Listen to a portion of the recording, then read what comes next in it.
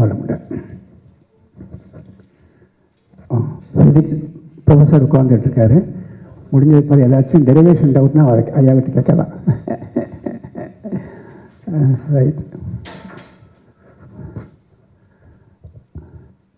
நீங்கள் வந்து டெரிவேஷனில் ஏதாச்சும் ஒரு மிஸ்ஸிங்கோ இல்லைன்னா ஸ்டெப் சரியில்லைன்னு சொன்னால் டோன்ட் ஹெசிடேட். சாரி இது சரியாக வராது அப்படின்னு சொல்கிறதுக்கு டோன்ட் ஹெசிடேட். எல்லாமே ஒரு ட்ரையல் தானே, ட்ரையல் தான். Right right. ஓகே, வாழ்க வளமுடன்.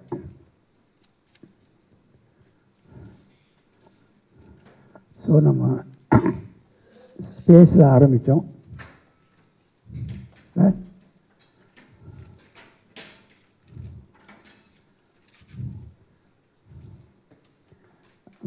ஏன் நம்ம ஸ்பேஸில் ஆரம்பித்தோம் அப்படின்னு, ஏன் நம்ம யூனிவர்ஸுக்குள்ளேயே ஏன் நிற்கலை, ஏன் ஸ்பேஸில் ஆரம்பித்தோம் அப்படின்னா, ஒரு நிதர்சனமான உண்மைங்கிறது யூனிவர்ஸுக்கு லிமிட்டேஷன் உண்டு. எல்லை வந்து லிமிட்டேஷன் யூனிவர்ஸுங்கிறது. அந்த லிமிட்டேஷனுக்கு மேலே போயிட்டால் என்ன இருக்குது, ஸ்பேஸ் தான் இருக்குது. ஸோ ஸ்பேஸுங்கிறது நம்மக்கிட்ட இருக்கக்கூடிய ஒரு ரியாலிட்டி. யூனிவர்ஸ் மாதிரியே அதுவும் ஒரு ரியாலிட்டி இல்லை. அப்போது லாஜிக் வந்து இதை ரெண்டு ரியாலிட்டியாக வச்சுக்கலாமா, இல்லை ஒரு ரியாலிட்டியிலேருந்து இன்னொன்று ஃபாலோ ஆகுற மாதிரி வச்சுக்கலாமா அப்படின்னு ஒரு கேள்வி வருது. எல்லாம் லாஜிக் தான்.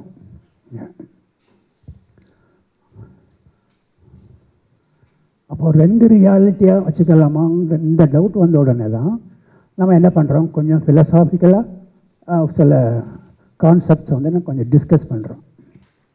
Okay. So a real scientist will not omit anything. He will study everything but will form his own opinion.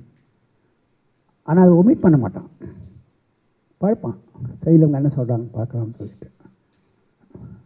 So அது மாதிரி பல விஷயங்களை நம்ம அப்படி இந்த ரெண்டாக வச்சுக்கலாமா இல்லை ஒன்று பண்ணிக்கலாமா அப்படின்னு பார்க்கும்போது, ஜென்ரலி ஸ்பீக்கிங் என்ன பண்ணுறாங்க, almost all the philosophers they speak one unity. Unitary தான் பேசுகிறாங்க எல்லாருமே. Maybe their names are different. Unitary தான் பேசுகிறாங்க. அப்போ ஒன் அப்படின்னு தான் பேசுகிறாங்க. அப்போ ஒன் அப்படின்னு பேசுனா யூனிவர்ஸை ஒன்றுன்னு வச்சுக்கலாமா, இல்லை ஸ்பேஸை ஒன்றுன்னு வச்சுட்டு யூனிவர்ஸை அதிலேருந்து வந்ததை வச்சுக்கலாமா பார்க்கும்போது, நேச்சுரலி ஸ்பேஸ் வந்து டைமென்ஷன்லெஸ். அப்போ டைமென்ஷன்லெஸ்ஸில் இருந்து தான் டைமென்ஷன் உள்ளது வந்திருக்க முடியும், லாஜிக். ஸோ நம்ம அல்டிமேட்டாக ஸ்பேஸுக்கு போயிடுறோம். ஸ்பேஸுக்கு போன உடனே நம்ம என்ன பண்ணுறோம், இந்த ஸ்பேஸை பற்றி யாரெல்லாம் என்ன சொல்லியிருக்காங்க அப்படின்னு. ஐயா சொன்ன மாதிரி there may be number of philosophers to have spoken about space. In fact, there was one Professor Siddharth Sharma from Karnataka University, Siddharth Sharma. He is the head of the philosophy department. When he was invited to ashram, our earlier ashram, he was immensely pleased with the concept of space as given by Maharishi, because it was almost identical with what his guru has given. So his guru also has talked about almost the same. So there may be number of philosophers who have spoken about space. There are. But நம்ம வந்து we came into contact with Maharishi. Therefore we go along that path. அவ்வளோதான். Not that Maharishi is the only person to talk about space கிடையாது. We came into contact with Maharishi, so we just frame, we just walk along his particular concepts. அதில் தான் no preference that மகரிஷி தான் இதை சொல்லியிருக்காரு, வேறு யாருமே சொல்லலை இதை அப்படிலாம் ஒன்றும் கிடையாது. இதை சைவ சித்தாந்தம் சொல்லியிருக்கலாம், வேதாந்தத்தில் ஏற்கனவே சொல்லியிருக்கலாம், ஹூ நோஸ். பட் நமக்கு கான்டாக்ட் பாயிண்ட் வந்து வேதாத்திரி மகரிஷி, அவ்வளோதான். So we framed 2 axioms. அவருடைய பாடலே தான் இப்போ ஆக்சியமாக வருது, அவ்வளோதான். அந்த பிரம்மஞான பாடல் தான் நம்ம வந்து ஆக்சியமாக போட்டிருக்கோம். ரைட்.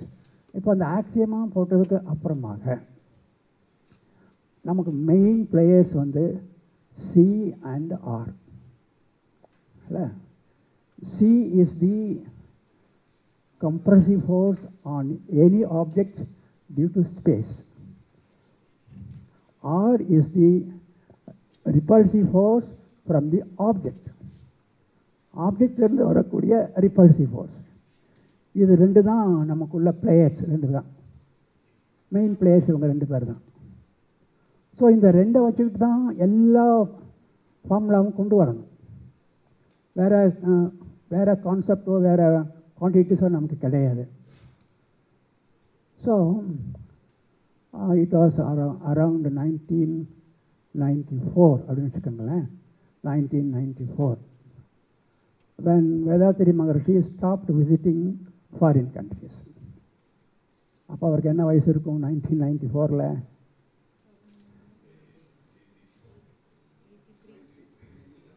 1994 என்ன வயசு இருக்கும் அவருக்கு?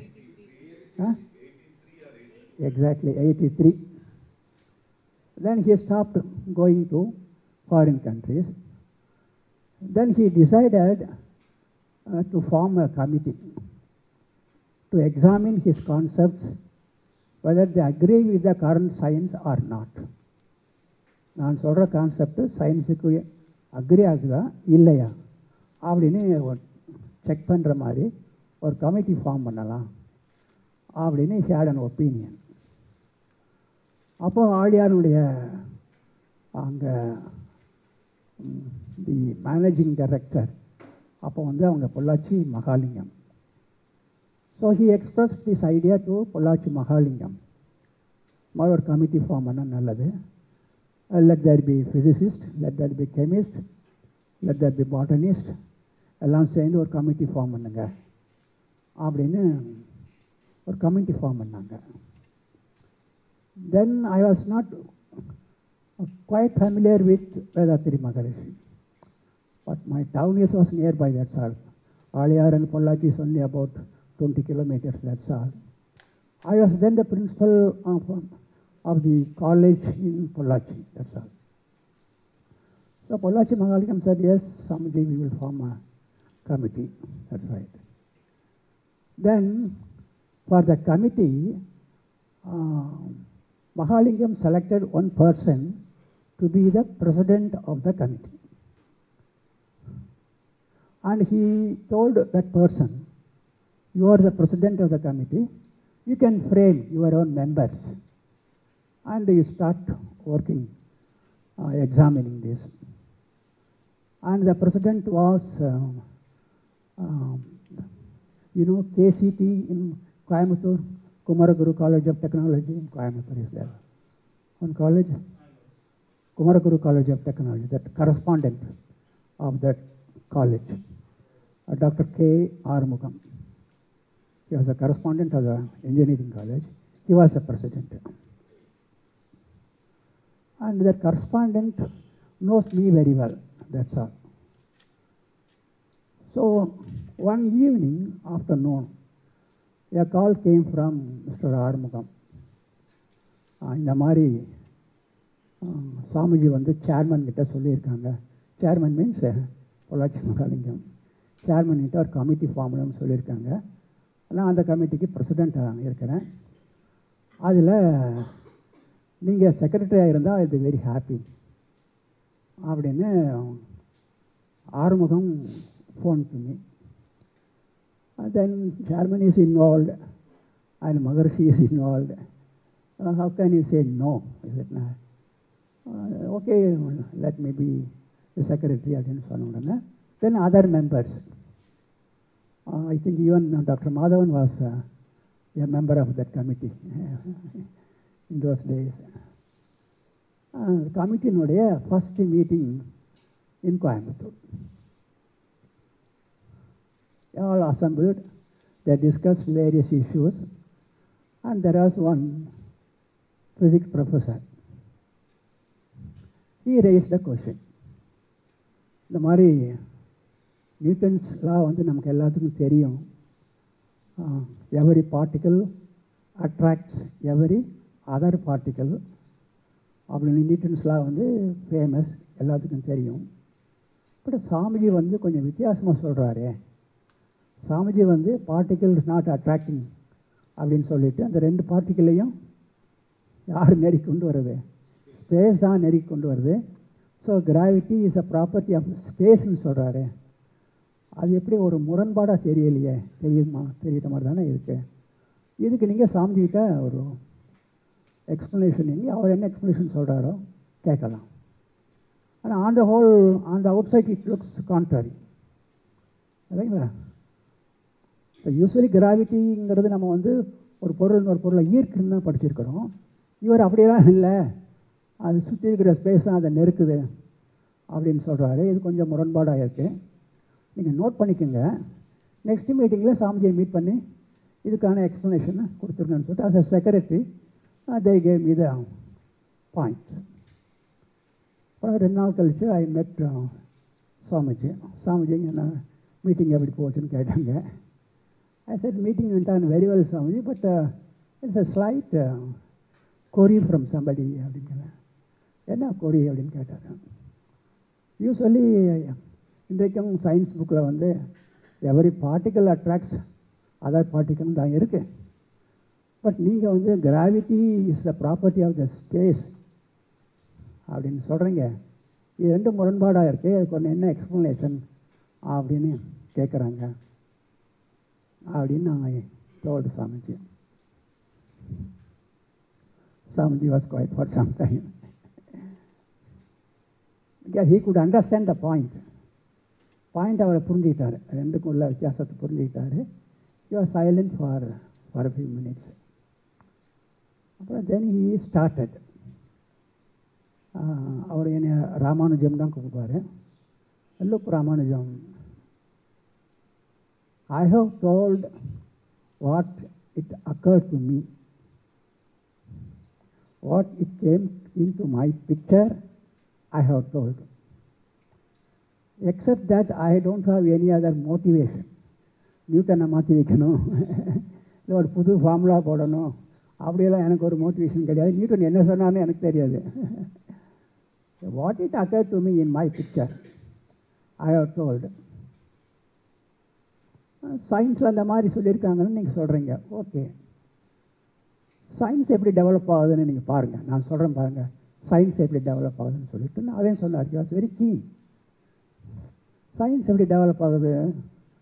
ஒருத்தர் எம்எஸ்சி படிப்பார். சாமிஜி இதெல்லாம் நரேட் பண்ணுறாங்க க்ளீனாக. ஒருத்தர் எம்எஸ்சி படிப்பார். படிச்சுட்டு எங்கேயுமே ஜாப் சூட்டபுளாக கிடைக்கல, வீட்டில் உட்காந்துக்கிட்டு இருப்பார். திடீர்னு ஒரு ஃப்ரெண்டு வந்து என்ன சொல்லுவான், சும்மா இருக்கிறதுக்கு பிஹெச்டி பண்ணலாமே அப்படின்னு சொல்லுவாங்க. சார் இனி பிஹெச்டிக்கு அப்ளை பண்ணுவார். he is not having any fire. ஒன்றில் இந்த இதுக்கு என்ன விடை அப்படிங்கிற ஒன்று ஃபயர் என்ன அவர்கிட்ட ஒன்றும் கிடையாது. there's nothing to do. Never you will think that okay let me join PhD. PhD apply பண்ணுவார். PhD அப்ளை பண்ணதுக்கப்புறமாக டிபார்ட்மெண்ட்டில் செலெக்ஷன் ஆகிடுச்சு. அங்கே 6 கைடு இருப்பாங்க. பெரிய டிபார்ட்மெண்ட்டில் 6 கைடு இருப்பாங்க. அப்புறம் இந்த ஹெட் ஆஃப் டிபார்ட்மெண்ட் என்ன சொல்லுவார், சார் உங்கள் அப்ளிகேஷனை பார்த்தோம், நீங்கள் PhD ஜாயின் பண்ணலாம். இந்த எங்கள் 6 கைடு இருக்காங்க, இந்த 4வது கைடு கிட்ட தான் இப்போ இடம் இருக்குது, வேக்கன்சி இருக்குது, மற்றவங்களாம் full, their hands are full. 4வது கைடு அவர்கிட்ட ஒரு சீட் வேக்கன்சி இருக்குது. So you join the 4th some name. அவர்கிட்ட போய் நீங்கள் ஜாயின் பண்ணிக்கன்னு சொல்லிட்டு அவர் ஒரு எழுதிடுறாரு. He is to join that கைடுன்னு எழுதிடுறாரு. இவர் அங்கே கொண்டுட்டு போகிறாரு. அங்கே கொண்டு போகும்போது இவர் ஏதாச்சும் இவர் மனசுக்குள்ள இதுதான் நம்ம ரிசர்ச் பண்ண முடியாது ஏதாச்சும் நினச்சிட்டு போகிறாரா? நினைக்கிறாரா? ஒன்றும் கிடையாது. அங்கே போனதுக்கப்புறம் நல்லா பார்க்குறாரு, மாலிகுலர் ஃபிசிக்ஸ்ன்னு இருக்கு இல்லை. ஓகே, மாலிகுலர் ஃபிசிக்ஸில் பண்ணுறோமா, ரைட்டு இல்லை. உள்ளே போகிறாரு, மாலிகுலர் ஃபிசிக்ஸில் இடம் கிடைக்குது. அப்போ மாலிகுலர் ஃபிசிக்ஸில் கைடு என்ன சொல்கிறாரோ அதை தான் இவர் எழுத முடியும் இல்லை. he can't have completely independent view. Guide இந்த கால்குலேஷன் போடப்பா பார்க்கலாம் எப்படி வருதுன்னு பார்க்கலான்னு சொல்லுவார். அப்புறம் அவர் கால்குலேஷன் போட்டு அந்த கைடு அப்ரூவ் பண்ணி வருது. அப்புறம் டிகிரி கொடுக்குறாங்க. இப்படி பிஹெச்டி பண்ணுறவங்கனால தான் சயின்ஸ் வளருது. நான் வந்து அப்படி இல்லை. My revelation is not for a degree, not for a position. எனக்கு என்ன தோணுதோ அதை நான் சொல்கிறேன். அதனால் அப்படின்னு சொல்லிட்டு 1 மினிட் நிப்பாட்டினார். சயின்ஸ் எப்படி வளருதுன்னு நான் சொல்லிட்டேன். ஏன் சொன்னேன்னு நான் சொல்லிட்டேன். இப்போது சயின்ஸு சொல்கிறத ஏற்றுக்கிட்டு என்னை மாற்ற சொல்கிறீங்களா, இல்லை நான் சொல்கிறத ஏற்றுக்கிட்டு சயின்ஸை மாற்றுறீங்களா? வெரி ட்ரிக்கி கொஸ்டின் இல்லை. அவர் நான் தான் சயின்ஸ் சொல்லவும் இல்லை. அவங்க சயின்ஸை நீங்கள் ஏற்றுக்கிட்டு நான் சொல்கிறத மாற்ற சொல்கிறீங்களா, இல்லை நான் சொல்கிறத ஏற்றுக்கிட்டு அவங்கள மாற்ற போகிறீங்களா? That's all. என்ன சொல்கிறது அப்புறம்? Then I told Swamiji immediately, Swamiji, I have understood. That's it. I have understood. அப்புறம் அவ்வளோதான். அதுக்கப்புறம் டீ சாப்பிட்டேன் வந்தாச்சு. I have understood that his statement is out of revelation. But those statements not out of revelation. So the revelated statement must be right. So on that day, I took the decision that Maharishi need not be questioned. Follow him, and using him, if you can do something, do it. That's all. அப்படின்னு ஒரு lesson அன்னைக்கு. Then I told the same thing in the next committee. Okay. So on that day onwards, I took Maharishi must be correct அப்படின்னு decision எடுத்து அப்புறம் தான் இதில் work பண்ணலாம் அப்படின்னு நினச்சா கூட, நான் ஒரு ஃபிசிக்ஸ் ப்ரொஃபஸர் தானே, இல்லை எனக்குள்ளே ஒரு ஈகோ இருக்குமே. ஃபிசிக்ஸ் ப்ரொஃபஸர் ஒரு ஈகோ இருக்குன்னு தானே செய்யும். சாமிஜிட்டு நான் ஒன்றும் சொல்லலை, வந்தாச்சு. இருந்தாலும் ஒரு ஈகோன்னு ஒன்று இருக்குது பார்த்தீங்களா? சரி, நியூட்டன் சொன்னதாக நம்ம சொல்கிறோமே, நியூட்டன் அப்படி என்ன தான் சொன்னான் அப்படின்னு அவனுடைய ஒரிஜினல் புக்கை எடுத்து பார்த்துடலாம், அவன் என்ன தான் சொன்னான்னு சொல்லிட்டு அப்படின்னு அவருடைய புக்கை கன்சல்ட் பண்ணோம். It was published in 1786. Book name is Newton's Principia. Principal, அதை வந்து லட்டினில் Principia, Newton's Principia, published in 1786. இப்போ எல்லாம் கூகுளில் கிடைக்கிது, எல்லாமே கிடைக்கிது. இப்போ முன்னெல்லாம் லைப்ரரிக்கு அலைஞ்சிக்கிட்டு இருந்தோம். இப்போ எவ்ரிதிங் இஸ் அவைலபிள். ஸோ அந்த புக்கை எடுத்தோம். நியூட்டனுடைய டெரிவேஷனை பார்த்தோம். As a gentleman, Newton had a statement. He had made a statement that, as a gentleman, or பண்ணிருக்கார், I see the apple falling down. I see the apple falling down. For this downward motion of the apple, there may be two reasons. There may be two reasons. One, actually the earth may attract the apple. One. Two, earth need not do anything, but the space surrounding the apple and the earth may compress them. Even then, apple will come down. Huh? Out of the two reasons, I don't know which is really happening. Super statement அது. Of the 2 reasons I don't know what is actually happening அப்படின்னு முடிச்சிட்டாரு. சரி, அதுக்கப்புறமாக அவர் காலத்திலேயே அந்த ஒரு பாடிக்கு இன்னொரு பாடிக்கு இடையில் ஒரு ஃபோர்ஸ் இருக்கேன், அது ஃபோர்ஸ் இருக்கத்தானே செய்யுது. அது கம்ப்ரஸ் பண்ணாலோ இல்லைன்னா இழுக்கிறதுனாலே ஒரு ஃபோர்ஸ் இருக்கத்தானே செய்யுது. சரி, அந்த ஃபோர்ஸுக்கு ஒரு வேல்யூ கண்டுபிடிக்கலாம் அப்படின்னு he started finding the value for the force, not the reason. Reason தான் தெரியாதுட்டாரு. அதுக்கு ஒரு வேல்யூ, என்ன வேல்யூ தான் அந்த ஃபோர்ஸ் இருக்குது அப்படின்னு வேல்யூ கண்டுபிடிச்சாரு. அந்த value கண்டுபிடிக்கிறதுலையும் given an object A, given an object B, இது ரெண்டுக்கு இடையில் என்ன ஃபோர்ஸ் வேல்யூ அப்படின்னு அவரால் கண்டுபிடிக்கவே முடியலை. He could not find the formula for the force. அதுக்கு பதிலாக என்ன பண்ணார்னா, அப்போது ஒரு இந்த பிளானட்டரி மோஷனுக்கு ஒருத்தர் 3 லா ஃப்ரேம் பண்ணி வச்சுருந்தார். Kepler's laws of planetary motion சொல்லிட்டு ஒரு 3 லா ஃப்ரேம் பண்ணி வச்சுருந்தார் ஒருத்தர். இவருக்கு முன்னாடி கெப்லர்ஸ் லாஸ், இந்த லா வச்சுட்டு அதை டெரிவ் பண்ண முடியுமான்னு பார்க்குறாரு. தென் he took the sun and then he took a planet, the planet going around. According to Kepler's law, the planet moves along an elliptical orbit. அதெல்லாம் யூஸ் பண்ணி and the planet sweeps equal areas in equal intervals of time. Aerial velocity is constant. அவன் போட்டு வச்சுருக்கான் Kepler. அதெல்லாம் use பண்ணி then he could find a formula between what? The sun and the planet. Using what? Kepler's laws. அதை derivation சொல்ல முடியாது, deduction தான். Kepler's லாவை வச்சுக்கிட்டு அது டெடியூஸ் பண்ணியிருக்காரு. டெடியூஸ் பண்ணிவிட்டு தென் வாட் he said, நான் கண்டுபிடிச்ச ஃபார்முலா சூரியனுக்கும் ஒரு பிளானட்டுக்கு இடையில தான் கண்டுபிடிச்சேன். ஆனால் அதே ஃபார்முலா எர்த்துலேயும் 2 ஆப்ஜெக்ட்ஸ்க்கு இடையிலையும் உண்மையாக தான் இருக்குன்றாரு. டைரெக்டாக அங்கே ஃபார்முலா கண்டுபிடிக்க முடியல.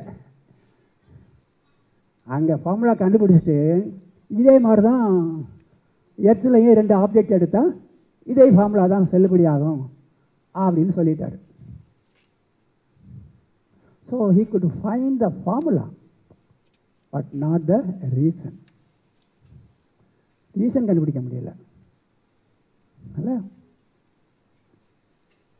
you are seeing your son suddenly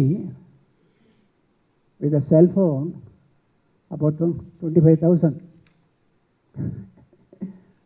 பார்க்குறீங்க, பையன்கிட்ட 25,000 செல்ஃபோன் வச்சுருக்கிறான். அது உண்மை தானே. ஆனால் அந்த 25,000க்கு பணம் அவங்க மெட்டர்னல் அங்கிள் கொடுத்தாரா பெட்டர்னல் அங்கிள் கொடுத்தாரான்னு தெரியலை, காரணம் தெரியலை, ஆனால் அமௌண்ட் தெரியும். ஸோ அப்படி நிற்கிது ஃபிசிக்ஸ். இப்போது நியூட்டன் காலத்திலேயே நியூட்டன்கிட்ட போய் கேட்குறாங்க, நீங்கள் இந்த கெப்லர்ஸ் லாவை யூஸ் பண்ணித்தானே இந்த ஃபார்முலா கொண்டு வந்தீங்க, அந்த கெப்லர்ஸ் லா இல்லாமல் இந்த ஃபார்முலா நீங்கள் கொண்டு வர முடியாதா அப்படின்னு கேட்குறாங்க. அவன் என்ன சொல்கிறாங்க, maybe but I am not able to do that, எனக்கு அது பண்ண முடியலை அப்படின்றான். கெப்லர்ஸ் லா இல்லாமல் எனக்கு ஒரு ஃபார்முலாவை கொண்டு வர முடியலன்றார்.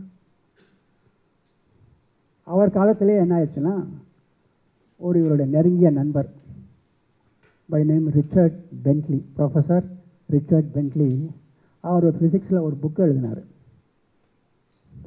அந்த புக்கில் என்ன பண்ணிட்டாருன்னா, இவர் 2 பாசிபிலிட்டி கொடுத்தாரு நியூட்டன். என்ன பாசிபிலிட்டி? ஒன்று, எர்த்து ஆக்சுவலாக அட்ராக்ட் பண்ணலாம், இல்லைன்னா 2ஐயும் சேர்ந்து இந்த ஸ்பேஸ் நெருக்கலாம். எந்த பாசிபிலிட்டி தான் தெரியாதுட்டாரு. அந்த புக் எழுதின ப்ரொஃபஸர் என்ன பண்ணிட்டாரு, ஸ்பேஸில் என்ன இருக்க ஒன்றுமே இல்லையே, அந்த காலத்தில் ஸ்பேஸ் வேக்குவம்னு வச்சுட்டாங்க. சும்மா 2 பாசிபிலிட்டியை கொடுத்துருக்காரு தவிர ஸ்பேஸில் என்ன இருக்குது, ஒன்றுமே கிடையாது. அப்போ அந்த பாசிபிலிட்டியை தள்ளுன்ட்டான் அவர். தள்ளுன்ட்டு என்ன பாசிபிலிட்டி, ஒரு பாசிபிலிட்டி தானே. அதனால் புக்கில் என்ன பண்ணிட்டான், according to Newton the earth attracts the apple அப்படின்னு புக் அச்சாயிடுச்சு. இது ரெண்டாவது பாசிபிலிட்டியை விட்டுட்டார் அவர். எடுத்த உடனே அந்த புக்கை ஒருத்தர் வந்து கொண்டு வராரு நியூட்டன் கிட்ட. சார் நீங்கள் எந்த பாசிபிலிட்டியும் தெரியலைன்னு சொன்னீங்க, உங்கள் ஃப்ரெண்டு பாருங்கள் ஒரு புக் எழுதியிருக்காரு அப்படின்னு புக்கை காட்டுறாங்க. புக்கை காட்டினா என்ன இருக்குது, according to Newton the earth attracts the apple அப்படின்னு இருக்கு. அவரோட நான் அப்படி சொல்லலையே நான் அப்படின்னு சொல்லிட்டு ஒரு லெட்டர் எழுதுகிறாரு. யாருக்கு, ரிச்சர்ட் பென்ட்லிக்கு. Newton's letter to Richard Bentley, கூகுளில் போடுங்க வந்துடும். Newton's letter to Richard Bentley. Richard பென்ட்லிக்கு ஒரு லெட்டர் எழுதுறாரு. நீ எப்படி இருக்கா, நான் எப்படி இருக்கேன் விசாரிச்சுட்டு கடைசி ஒன்று எழுதுறாரு. அப்பா நீ வந்து ஆப்பிள் கீழே வர்றதுக்கு காரணம் நான் சொன்னதாக the earth attracts the apple எழுதியிருக்கப்பா. அந்த மாதிரி கருத்தெல்லாம் என் தலையில் கட்டாத நீங்கள். நான் அப்படி சொல்லவும் கிடையாது. எதுதான் உண்மைன்னு சொல்லிட்டு நான் இன்னும் எனக்கு ஐ நீட் மோர் டைம் அப்படின்னு லெட்டர் எழுதினார் அவருக்கு. அதை நான் சொன்னதாக அப்படியெல்லாம் இனிமேல் புக் எழுதாத. இது எப்போ நடந்ததுன்னா 1786 அப்புறம் வந்த கதை. அதில் இன்றைக்கி எத்தனை வருஷம் ஆச்சுங்க?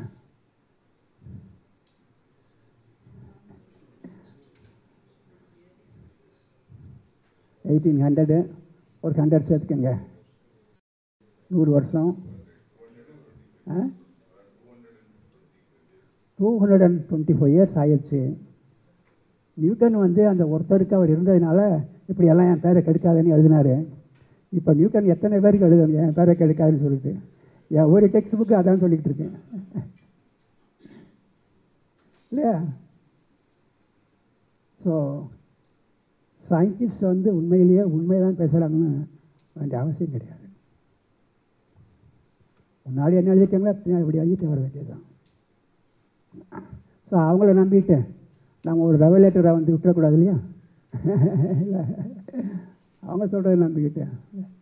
இன்னைக்கும் அவர் science text book carries a blatant lie that a particle attracts another particle. இல்லை, அது நியூட்டன் சொல்லியிருந்தாருன்னா ஓகே, சொல்லாத போய் அவர் தலை மேலே போட்டு நியூட்டன் சொல்லிக்கிட்டு இருக்காங்க. ஓகே, இதை பார்த்தோம். இதை பார்த்ததுக்கப்புறம் சாமிஜி சொல்கிறது ஒரு வேலை உண்மையாக இருக்குமோ? அவர் தானே சொல்கிறாரு. அவர் இல்லை, ஆப்பிள் வர்றதுக்கு காரணம் ஸ்பேஸான அழுக்குன்னு சொல்கிறார் சாமிஜி. அப்போது நியூட்டன் எதை டிசைட் பண்ண முடியலையோ அதை சாமிஜி என்ன பண்ணிட்டாரு, டிசைட் பண்ணிட்டாரு. அதான் இவருடைய கிரேட்னஸ். நியூட்டனுக்கு சந்தேகமாக இருந்து டிசைட் பண்ண முடியாத ஒரு இஷ்யூவை இவர் டிசைட் பண்ணிட்டார். The space attracts, the space compresses them, that is why they are coming together அப்படின்னு இவர் வந்து டெக்ளேர் பண்ணிட்டார். அப்புறம் மறுபடியும் சாமிஜியை பார்த்தோம். பார்த்தா ஓகே, ஒரு கன்வின்ஸ் ஆகிடுச்சு, ரைட் இதுதான் கரெக்டுன்னு சொல்லிட்டு ஃப்ரம் தென் ஆன்வர்ட்ஸ் அப்படியே அந்த ஒர்க் போய்கிட்டே இருக்கு. Why I am telling, ஐன்ஸ்டைனுடைய ரிலேட்டிவிட்டி தியரி வந்தபோது his paper to the journal was first rejected.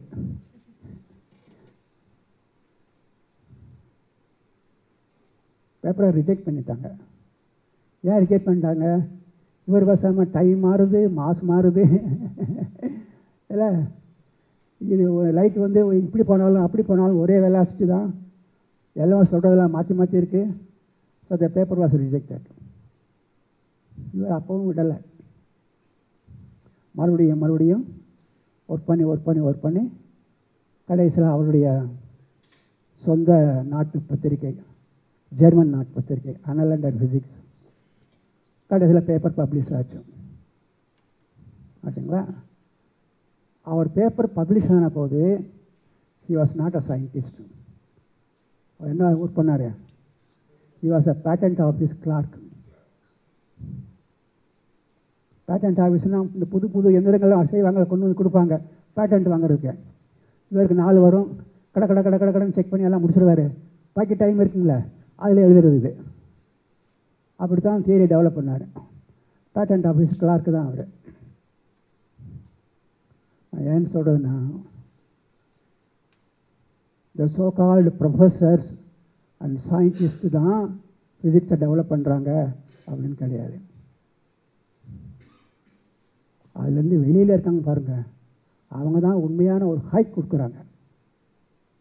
Galileo was not a professor. இல்லை, அவர் ஒரு ப்ரொஃபஸர் அல்ல. Newton was just a student, complete கூட பண்ணலை. அப்போ காலேஜில் படிக்கும்போது ஒரே காலராக வந்துருச்சு, வீட்டுக்கு வந்துட்டார். Was not a professor. அவர் தான் எவ்வளோ கண்டுபிடிச்சார்.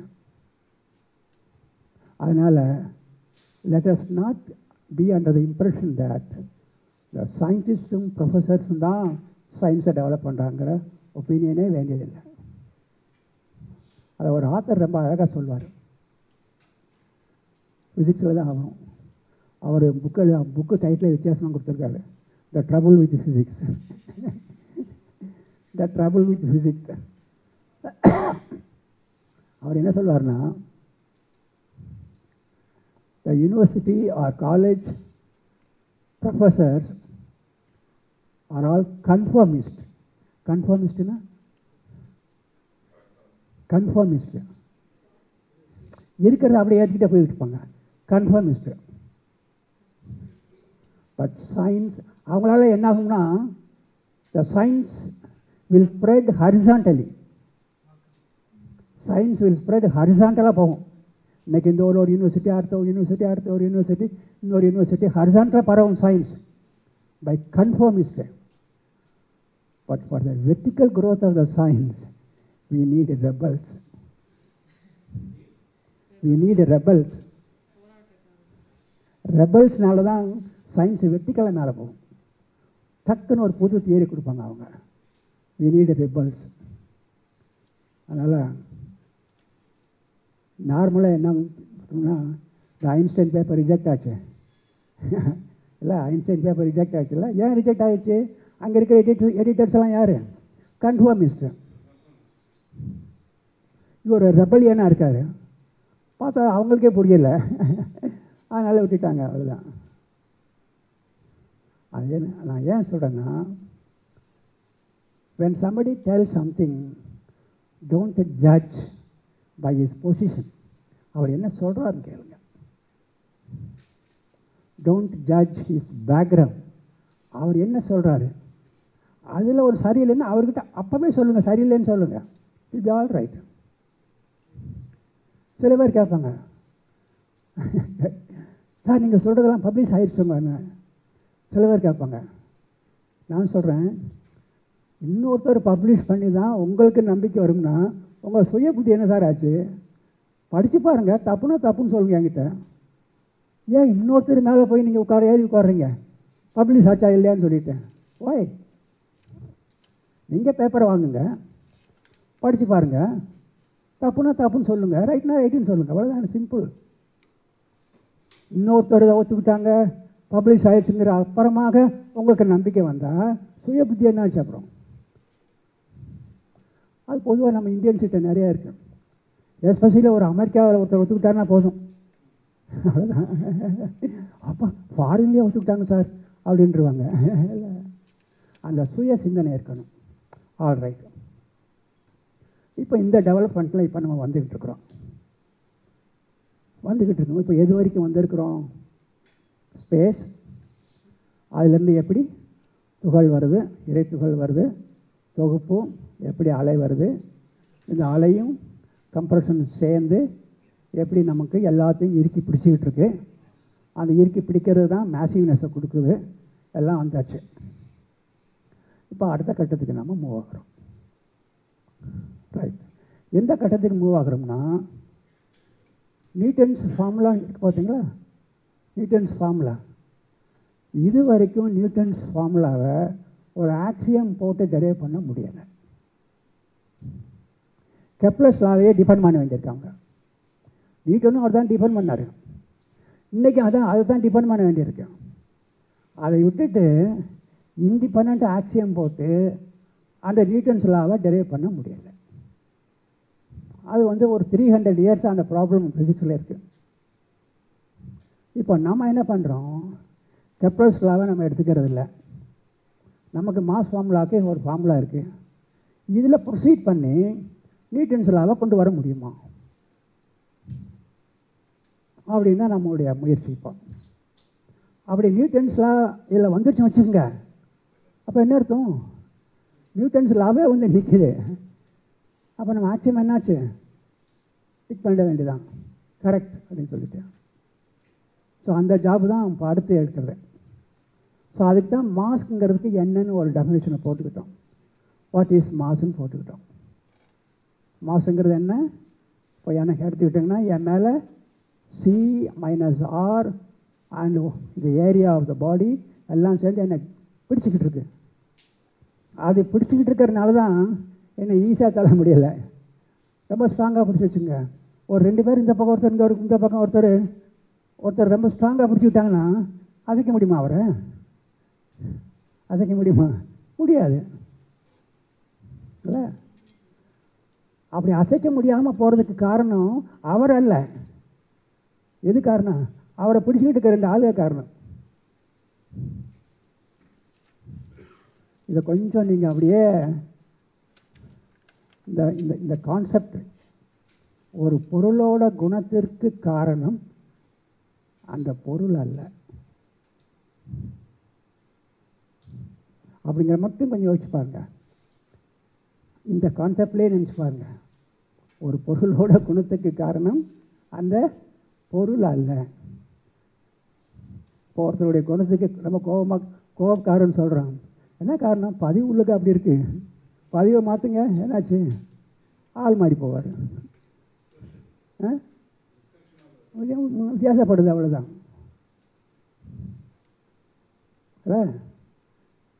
மேரேஜ் ஆகிற வரைக்கும் என் பையன் என் பேச்சையே கேட்பான்னு சொல்லிட்டு, அப்புறம் உங்கள் பேச்சை கேட்கல, என்ன பையன் மேலே தான் பிள்ளை என்ன ஆகுது? பல பேருடைய கம்ப்ரெஷன் இருக்கு. அவ்வளோதான். பையனை சொல்லி என்ன பிரயோஜனம்? இல்லை, அது எதுலையும் அப்படி போட்டு பாருங்க. ஒருத்தருடைய குணத்துக்கு காரணம் அவர் இல்லைன்னு போட்டுருங்க, அவ்வளோதான். Right, okay. இப்போ நம்ம மாஸ் ஃபார்முலா எழுதியாச்சு. ஏன்னா 3 டேர்ம் இருக்கு. மாஸ் ஈக்குவல்ஸ் ஒரு constant beta into A into C minus R. இதில் ரைட் ஹேண்ட் சைடில் பாருங்கள். ரைட் ஹேண்ட் சைடில் ஏதாச்சும் நோன் இருக்கா?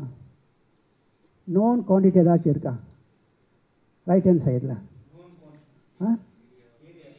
ஏரியா ஒன்று தான். பட் டோட்டலி பார்த்தோம்னா right hand side is known or unknown? Right hand side unknown. Beta value தெரியாது, அப்புறம் C வேல்யூ தெரியாது, R வேல்யூ தெரியாது. So totally unknown, right? Left hand side வந்தீங்கன்னா மாஸ்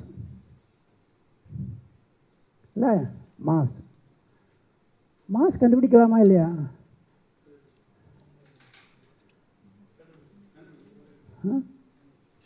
மாஸ் கண்டுபிடிக்கலாமா இல்லையா?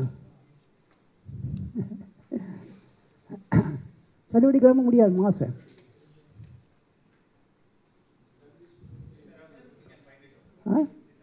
வித் ரெஃபரன்ஸ் தான். மாசும் தெரியாதுதான். மாசும் கண்டுபிடிக்க முடியாத விஷயம் தான் அதுவும். நீங்கள் என்ன பண்ணிக்கிட்டீங்க, ஏதோ ஒரு கல்லை நீங்களாக எடுத்துக்கிட்டு இதை 1 kgன்னு வச்சுக்கிட்டீங்க. அப்புறம் என்ன பண்ணுறீங்க? கம்பேர் பண்ணுறீங்க. இதோட 4 மடங்குனா 4 kgங்கிறீங்க. அப்புறம் 1 kgன்னு என்ன அர்த்தம்? அப்புறம் அது நீங்களாக வச்சுக்கிட்டீங்க. உண்மையான மாஸ் கண்டுபிடிக்க முடியாது. Not possible. கம்பேரிசன் பண்ண முடியும். அதனால் அந்த குவாலிட்டி இதில் குவாலிட்டி தான் அங்கேயே ரெஃப்ளெக்ட் ஆகுது. உண்மையான மாஸ் கண்டுபிடிக்க முடியாது. ஆனால் நம்ம என்ன பண்ணுறோம், ஒரு ரெஃபரன்ஸ் வச்சுக்கிறோம். இந்த லம்ப் வந்து 1 kgன்னு வச்சுக்கிட்டோம்னா அது மூலம் 5 மடங்கு இருக்குது, அவ்வளோதான். அப்போ 5 kgன்னு சொல்கிறோம். ரைட். இதே மாதிரி மாஸ் வரக்கூடிய இன்னொரு 2 ஃபார்முலா இருக்குது ஃபிசிக்ஸில். ஆல்ரெடி நோன் ஃபார்முலா கீழே பரவாயில்ல. F = m கீழே இன்னும் கீழே வாங்க. F = ma. இங்கேயும் மாஸ் வருது. ஓகே, இன்னும் கீழே வாங்க. இன்னொரு ஃபார்முலா இருக்குது, E = mc².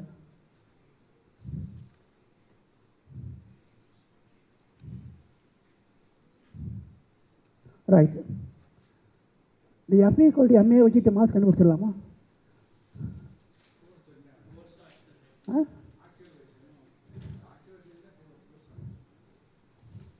ஃபோர்ஸ்னா என்ன சொல்லுவீங்க, நியூட்டன் சொல்லுவீங்களா? நீங்களாம் ஒரு ஃபோர்ஸை நியூட்டன் வச்சுக்கிறீங்க, அவ்வளோதானே? இல்லை, நீங்களாம் ஒரு ஃபோர்ஸை வந்து ஒரு நியூட்டனாக இருக்கட்டும் வச்சுக்கிறீங்க. முடியாது. தேர்ட் ஃபார்முலாவிலையும் அப்படி தான், மாஸ் தெரியாது.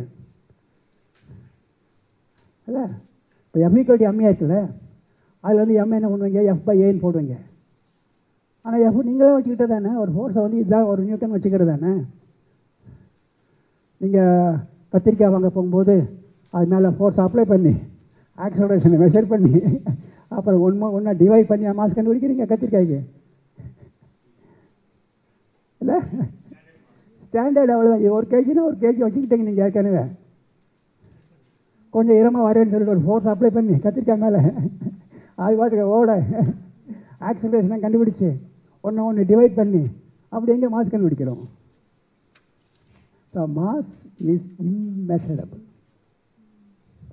We say it is 4 kg because our standard ஒரு லம்ப் வந்து ரெஃபரன்ஸ் வச்சுக்கிட்டோம், அவ்வளோதான். நீங்கள் அப்படி வாழ்க்கையில் பார்த்தீங்கன்னா எதையுமே அப்சல்யூட்டுங்கிற வேல்யூ வந்து சந்தேகமாக தான் வரும்.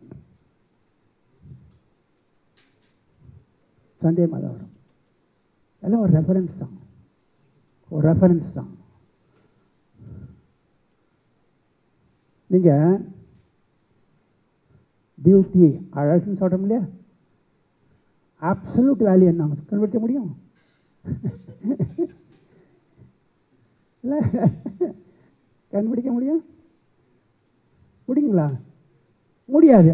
ஆனால் என்ன பண்ணுவோம், கம்பேரிசன், அதை விட இது நல்லா இருக்குங்க சார், கம்பேரிசன், அவ்வளோதான். இல்லை, அது சொல்கிறோம் இல்லையா, அதை விட இது நல்லா இருக்குங்க சார் சொல்கிறோம் இல்லைங்களா, கம்பேரிசன் தான். அப்சல்யூட் கண்டுபிடிக்க முடியாது. சாரி, ஓகே, இதில் தான் வாழ்ந்துக்கிட்டு இருக்கிறோம் நம்ம. ரைட். இப்போது அடுத்து அந்த ஃபார்முலாவை இப்போ யூஸ் பண்ண போகிறோம். இப்போது m = β × a - c - r. இந்த a × c - r நம்ம அடிக்கடி எழுதணும் இனிமேல். அதனால் அது மொத்தமாக ஒரு சிம்பிள் கொடுத்துடலாம். அங்கேயே m = β ஈக்குவல்ஸ், அங்கேயே ஈக்குவல்ஸ் போடுங்க, அப்படியே போட்டுருங்க. ஈக்குவல்ஸ் β × a × c - r ஒரு சிம்பிள் நெட், அதான் நெட் கம்ப்ரஷன். n போதும். ஓகே, அந்த பாடி மேலே இருக்கக்கூடிய நெட் கம்ப்ரஷன் இல்லை.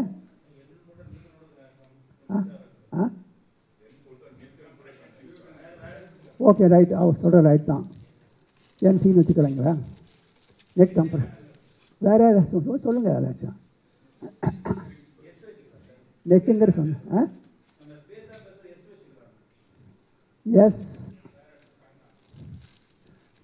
வேறு ஏதாச்சும் சிம்பிள்?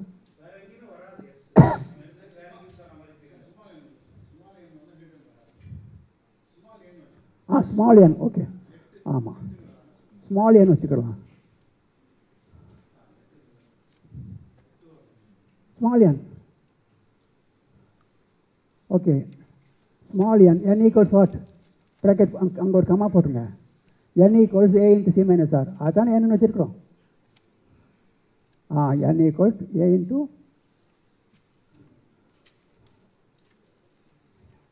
அதை தான் வச்சுருக்கிறோம். Okay.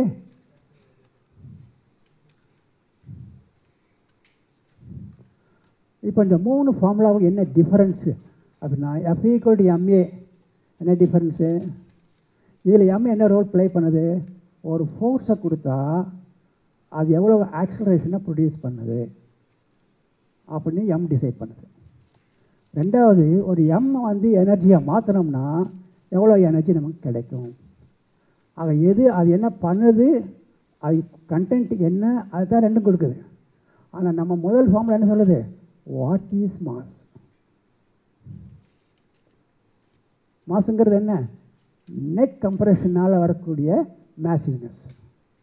So that tells what is mass. Right. Okay, அடுத்த ஸ்லைட் போடுமா?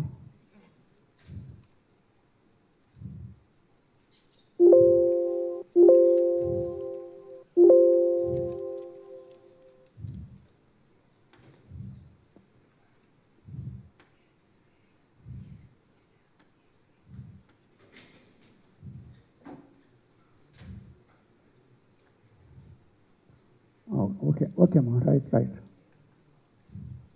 இல்லை, அதுக்கு முன்னாடி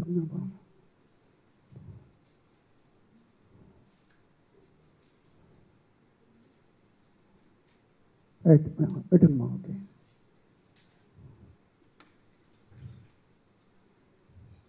ஓகேம்மா. Okay. So we are keeping a mass m. அந்த மாஸ்னால நெட் கம்ப்ரெஷன் அப்படி குமியுது. Net compression குமியுது. அப்போ என்ன அர்த்தம்? அதில் ஒரு நெட் கம்ப்ரெஷன் இருக்குது. இல்லை, நெட் கம்ப்ரெஷன் இருக்குது. அந்த நெட் கம்ப்ரெஷன் தான் என்ன ஃபார்முலா வச்சுருக்கிறோம்? n வச்சுருக்கிறோம். So mass equals beta times n. இந்த nங்கிறது என்ன? அது மேலே குவிகிற நெட் கம்ப்ரெஷன். இது மேலே அந்த m மேலே போய் குமியுது பாருங்கள், நெட் கம்ப்ரெஷன். அதுதான் n. சரிங்களா? கொஞ்சம் சிரமமாக தான், கொஞ்சம் ஃபார்முலா ஆகுது கொஞ்சம். இப்போ சந்தேகம் மட்டும் தான் கேட்டலாம், யார் வேணும்? விஷயத்தானே போய்கிட்டு இருக்கோம். அந்த அந்த அந்த குமிழனுடைய மொத்த வேல்யூ என்னென்னா அதான் போய் நெட் கம்ப்ரெஷனை காட்டுது. சரியா? ஓகே. அந்த எம்முக்கு தள்ளி ஒரு இமேஜினரி ஸ்பியர் கன்சிடர் பண்ணுறோம். ஒரு இமேஜினரி ஸ்பியர், அது of what radius? Small r. ஒரு இமேஜினரி ரேடியஸ் கன்சிடர் பண்ணுறோம்.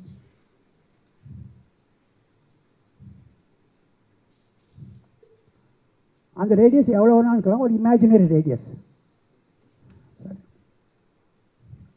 இந்த எம் மேலே குவியிற நெட் கம்ப்ரெஷனுக்கு என்ன சிம்பிள் வச்சுக்கிறோம்? இந்த எம் மேலே குவியிற நெட் கம்ப்ரெஷனுக்கு என்ன சிம்பிள் வச்சுருக்கிறோம்? ஸ்மால் என். சப்போஸ் அதுக்கு வந்து ஒரு 100 யூனிட்னு வச்சுக்கலாம். ஸ்மால் எண்ணுக்கு எத்தனை யூனிட்டு? 100 யூனிட் அப்படின்னு வச்சு 100 யூனிட் போய் அப்படியே குமியுது வச்சுக்கலாம். அதுக்கு பக்கத்தில் ஒரு ஒரு ஒரு இமேஜினரி ஸ்பியர் எடுத்திருக்கோம் ஆஃப் ரேடியஸ் ஆர்.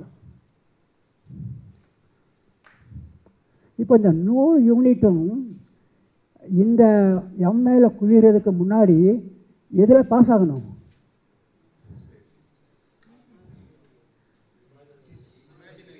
எம்ல வந்து குவிகிறதுக்கு முன்னாடி எதில் பாஸ் ஆகி வருது? இமேஜினரி ஸ்பியரில். சரிதானா? அது வந்து குவிகிறதுக்கு முன்னாடி அந்த என் எது வழியாக பாஸ் ஆகி வருது? இமேஜினரி ஸ்பியர் வழியாக தான் பாஸ் ஆகி வரணும். சரியா? இது ரொம்ப கிரக்ஸாக மேட்ரு இது. இப்போ ஒரு கேள்வி, அது அங்கே ஆடியன்ஸ் கிட்ட தான் பதில் வரணும். அந்த இமேஜினரி ஸ்பியர் பார்த்தீங்களா, அந்த இமேஜினரி ஸ்பியருடைய பரப்பளவு எவ்வளோ இருக்கும்? சர்ஃபேஸ் ஏரியா பரப்பளவு எவ்வளோ இருக்கும்? ரைட், யாரும் சொன்னாங்க 4πr². கரெக்ட்.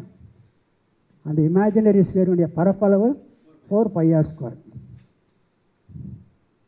அந்த 4πr² அது வழியாக தானே இந்த எல்லா ஆரோ மார்க்கும் வந்து சேருது, கன்வெர்ஜ் ஆகுது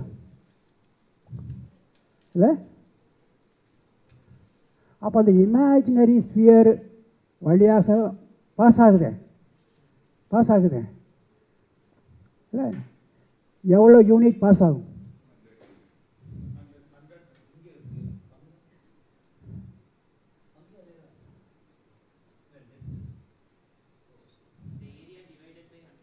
நான் இமேஜினரி மொத்த ஏரியா காட்டுறேன்.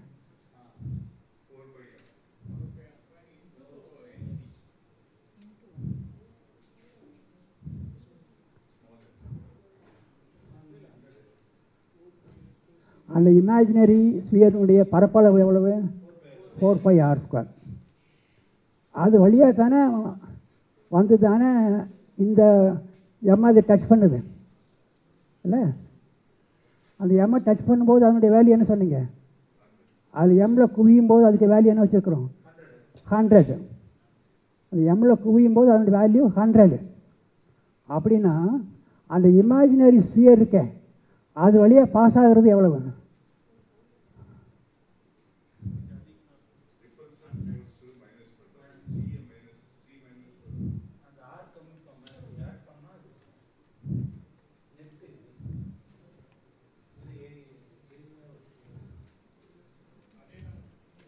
எக்ஸாக்ட் யார் சொன்னது? ஏன்னா அவ்வளோ கூட கரெக்டாக நீங்கள் இங்கே காட்டினீங்கன்னு இருக்கும். அதே தான் வரும். அதில் பாஸ் ஆகி தான் 100 அதில் பாஸ் ஆகி தானே வரணும்.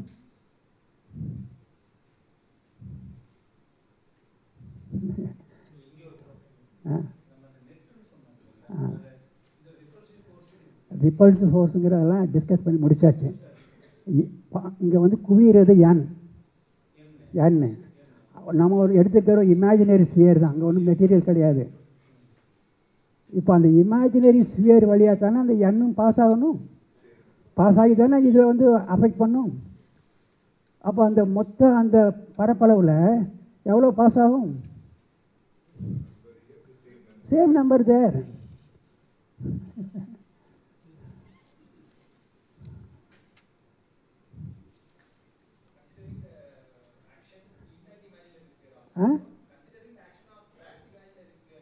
அதுக்கு ஆக்ஷன் எங்கே இருக்குது? அதுக்கு அது இமேஜினரி அந்த ரேடியேஷன் எங்கே வேணாலும் எடுத்துக்கலாம். ஆனால் அது வழியாக பாஸ் ஆகி தான் வரணும். இந்த எம்மை வந்து டச் பண்ணுது.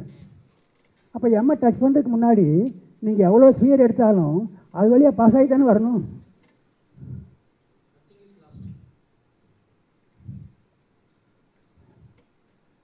ஐயா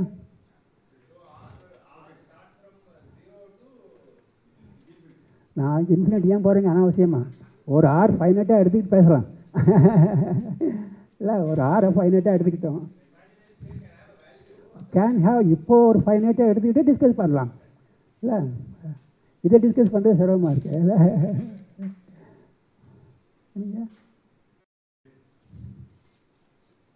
ஐயா சண்முகம் ஐயா, ஐயா எக்ஸாக்ட்லி நத்திங் இஸ் லாஸ்ட்.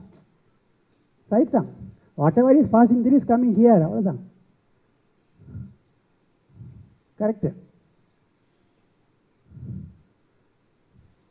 வேறு ஏதாச்சும்?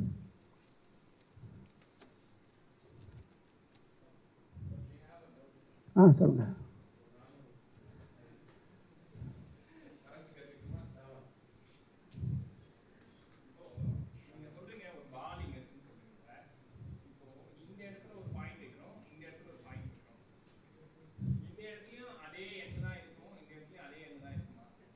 நான் ஒரு பாயிண்ட்டை மட்டும் பேசலை,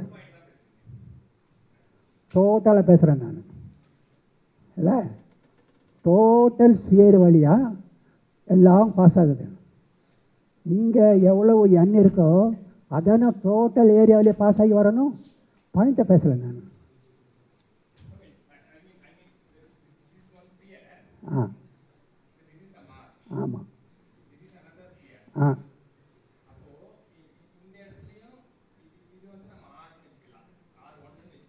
ஓகே ஓகே. கூசட்டு ஒரே நீங்கள் தான் R1 R2 போட்டிங்களே. ஆனால் ஆனால் R2 ஸ்பியரில் எவ்வளோ பாஸ் ஆகுதோ அதுவே தான் R1 ஸ்பியர்லேயும் பாஸ் ஆகி வரணும். ஆ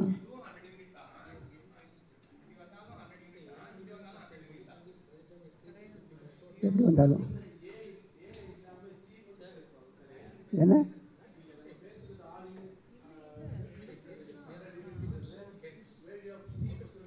no no no no no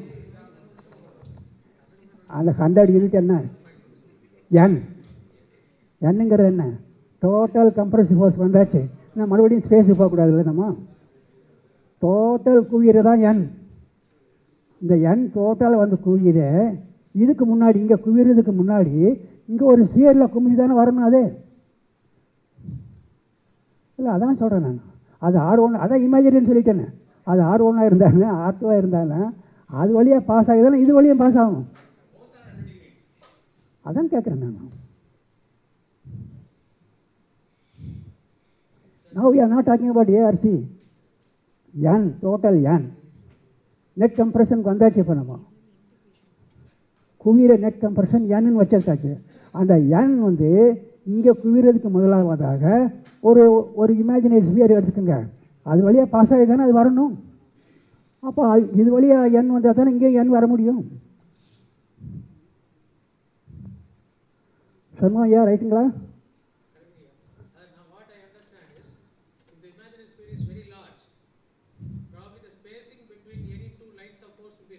Uh-huh. But by the time when it reaches this M, it will be highly condensed. Really? And வெளிய பக்கம் போடுறீங்க சார், வட்டம் போடுறீங்க இல்லையா, அங்கே இமேஜினரி ஸ்ப்ரே போடுறீங்க இல்லையா, அங்கே வரும்போது ஒரு ரேக்கும் அடுத்த ரேக்குள்ள கேப் ஜாஸ்தியாக இருக்கும். அது இருந்துட்டு போகுது. By the time it reaches M, it will be highly condensed. But all the rays have to definitely pass through. அதான் சொல்ல வரேன் நான். கண்டென்ஸ்டாக தள்ளியாக இருக்காங்கன்னு அர்த்தம் இல்லை. அங்கே எவ்வளோ பாஸ் ஆச்சோ அதே தான் இங்கே வந்து டச் ஆகணுங்கிறேன் நான். அவ்வளோதான், நத்திங் இஸ் லாஸ்ட்.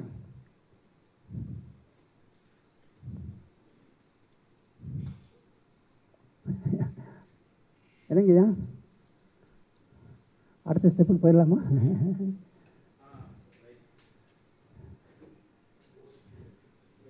சொல்லுங்க.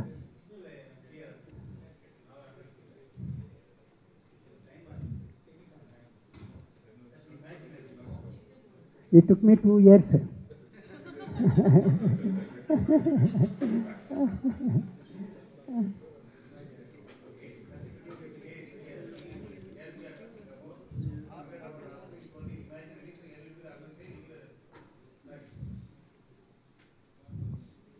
சரியாச்சுங்களா? Next step.